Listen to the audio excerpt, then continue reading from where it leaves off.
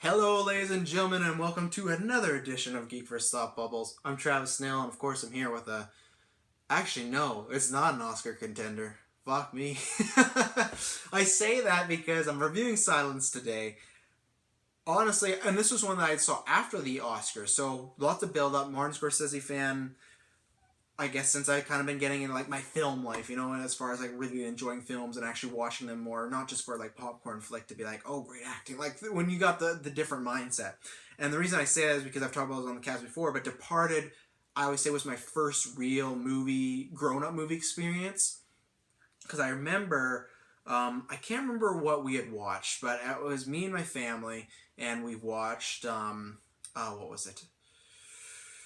I can't remember. We watched some sort of action movie. It wasn't Transformers. I don't think Transformers out yet. Oh, maybe it was because the awards. I don't know, but it was something like Transformers. Very action heavy, very CGI, very effects heavy, everything like that. And then I watched Departed, and funny enough, a certain somebody in my family had somebody that used to get them screeners, so we had The Departed somehow.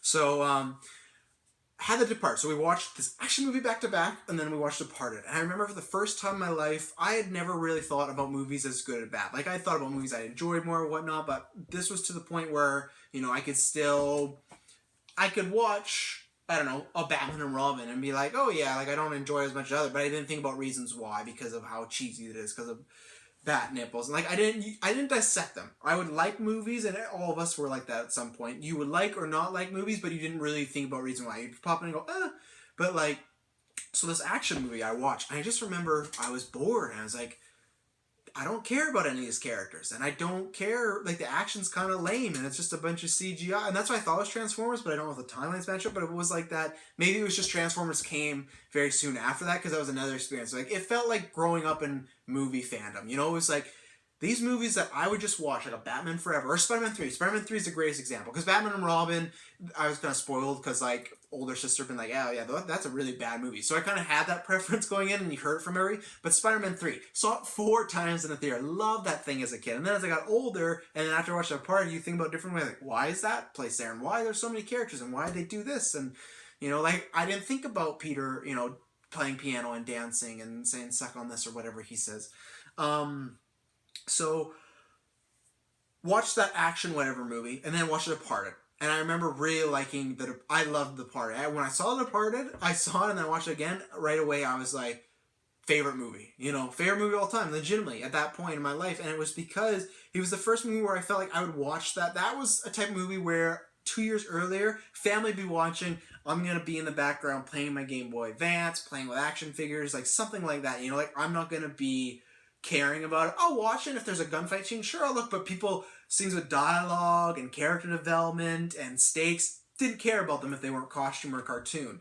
So this was my first one, and the only reason too I watched it just because, funny enough, and this is where I do feel star power comes into it. I love Jack Nicholson because of the Joker. So Jack Nicholson, but I know Matt Damon from Bourne, and I know Leo from a bunch of stuff, and I know Mark Wahlberg, and I know Alec Baldwin. Sweaty Balls, like I know all this, and that's why I just want to see, because like, oh, an action movie with a bunch of people. But then it was so much more than that. I fell in love with it. That's why that movie will always be in my top 10, even if it's 10. I know some people say, like, oh, Internal Affair is better, and there's this reason, and like, oh, Scorsese with the rat at the end.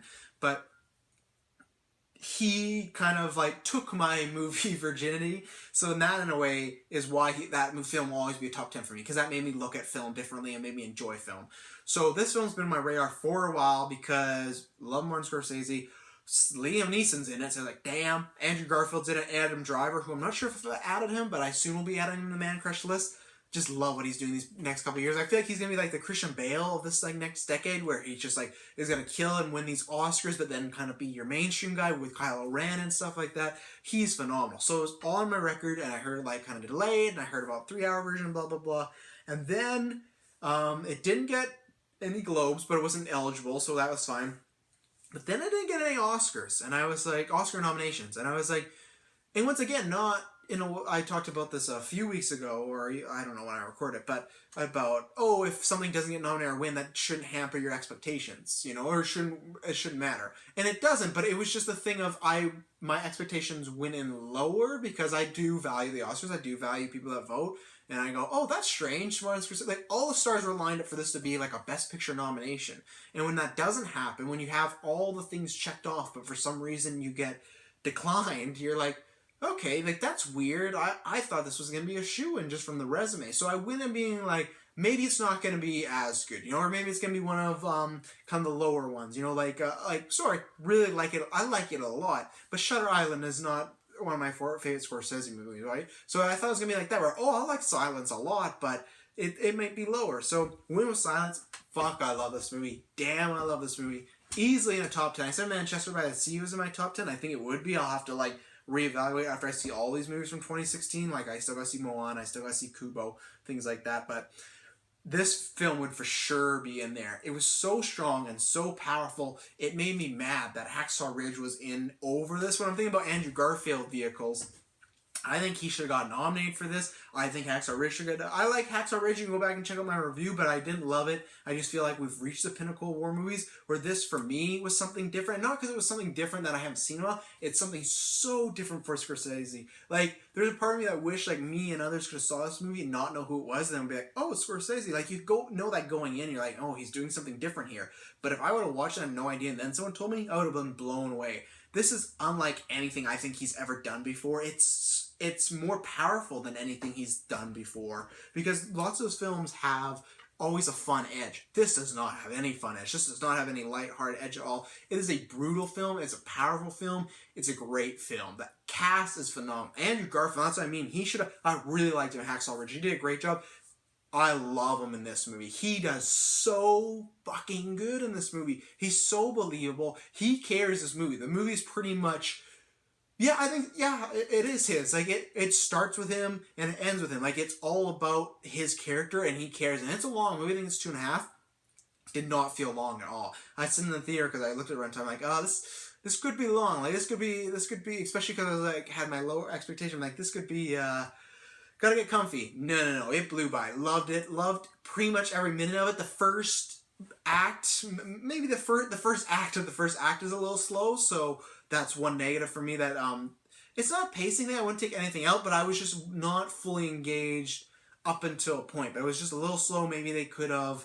There's one part where maybe they could have just moved along a bit quicker. But other than that, it's so good. And the way it escalates from... What happens is these two padres get a note from the... I guess the man... And you gotta... Excuse me, because I'm not into religion, so I'm not... If I say anything out of turn or anything, it's not on purpose. It's just I may missay something or whatnot. It's not to be offensive, because I just don't know that much religion. I'm not big into any religion. I'm too busy watching people. I'm too busy with the religion of man crushes, which Adam Driver and maybe Andrew Garfield will be in there one day because he's killing it. So, two padres. They are sent on a mission to go find the padre that recruited them, or the priest that recruited them, brought them into the church and taught them the way of being a Christian and God and everything like that. So he's went on a mission. He's been missing, I think, for a year, something like that. He's just been missing for a long time. He said this would be his long no. They want to go find him. They want to go help the people of Japan. And it does a good job of escalating. It's very calm before the stormish. You can feel it building up. And the moments in this, the thing that did ring true in this are the intensity moments when things like, here's a good example. In Departed, when two characters meet on a rooftop. Okay, I'm not going to spoil it, but two characters meet on a rooftop, and something happens, and people find out that they're there. They're not supposed to be there, and it's a very intense scene.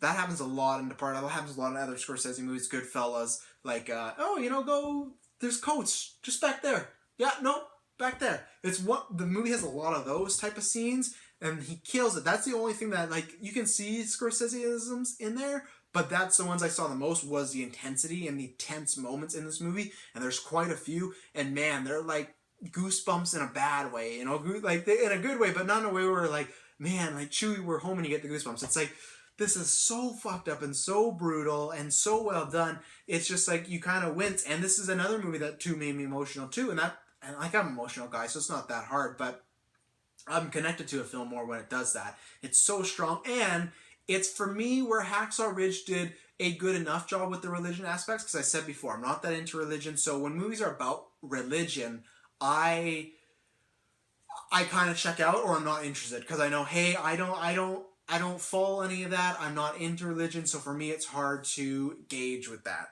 Hacksaw Ridge did a really good job, and that was more Garfield's acting, but the whole movie was kind of, if it wasn't him, I don't know. If you put another person and did a man performance, I would still been like the whole like, oh, this religion subplot and this religion reasoning. It's just kind of like, I get it. I understand that's the guy's beliefs, but it's not for me. Like, I don't buy into it. He made me buy into it here. The whole film made me buy into the religious aspects, and because I've always questioned about people doing things for faith or doing things for God, you know, because I don't follow God or religion or whatnot. So it's like these things of powered by religion or fueled by God. There's many movies where that happens, where it doesn't feel believable. You just feel like the characters, for me, are kind of stupid, and you're like, oh, yeah, this is why I'm not religious. I'm no way religious after this movie, but it does a good job of showing the power of the religion in a great light and a bad light as well, and that's the way I like it. With Hacksaw Ridge, to me, it was all good. You know, it was all like, at the end of the day, it's gonna prevail, but there's many bad things tied to religions, you know, and if you don't agree with that, sorry, but open your eyes. There's been a lot of bad shit done because a certain somebody should say you do this, or you're going to hell because you don't do this. So they did a great job of finding that balance, and I don't think in an offensive way either. And I'm not even sure if that's maybe why it's not nominated, because maybe some people might have found it offensive. I didn't see anything, but it's like, to me, they struck a good chord of, if you are religious, you're going to stand by this. If you're not, you can also stand by this, be like, oh, it portrays maybe my side, you know, and oh, it portrays that side. Liam Neeson is great. He's fantastic in it. Adam Driver is so good. I already talked about him. Is so good in this movie. The cinematography, what it did get nominated for, definitely deserves it. It should have got more, honestly. And that's why I'm so mad. This is like a mini rant review. But like, it should have got so more. There's so many good shots. There's so many things that really make you feel like you're almost watching a documentary in a way. Like, they do a great job. Not gonna spoil all, but the last shot of the movie is fucking beautiful. Like, it's something that would be... like, I would maybe put it on the wall. Like, it's so damn good. There's a lot of good twists. Things that maybe were...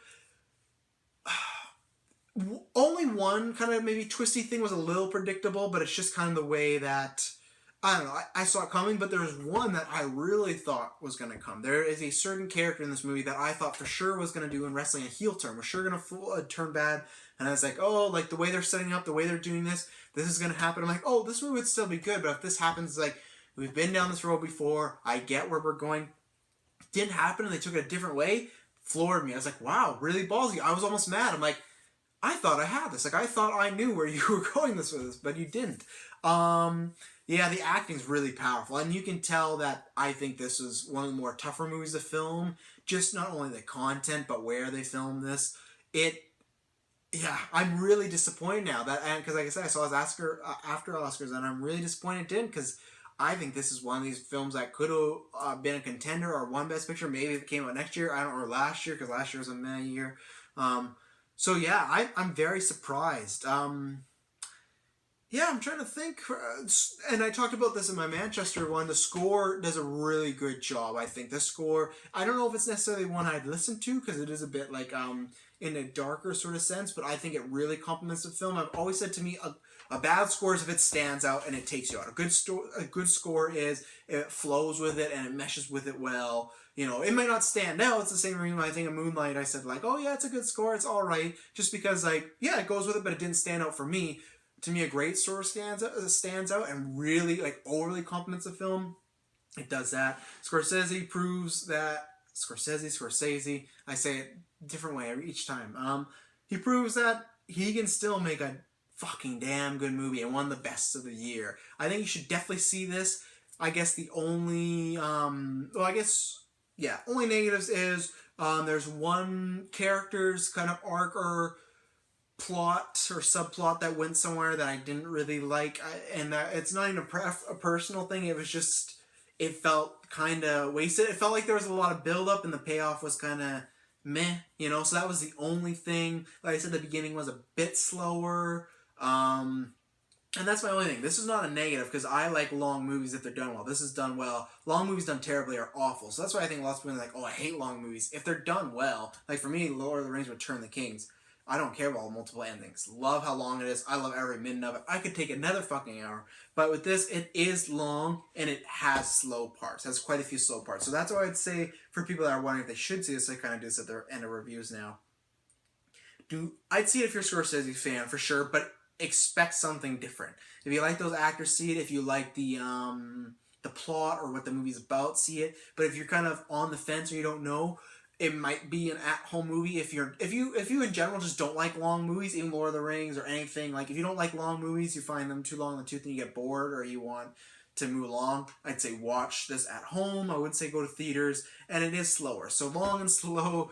And it is tough. This is a movie you do not want to watch with kids. You do not want to watch with somebody that doesn't like very dark movies and very realistic movies, because that's what this is. It's very realistic and it's very in your face in a good way, and it doesn't cut any corners. It's not. That's why I felt like it was a documentary sometimes. It's you don't get like movie magic in a way. It's brutal in a good way. It's really emotional and it's really dark. Yeah.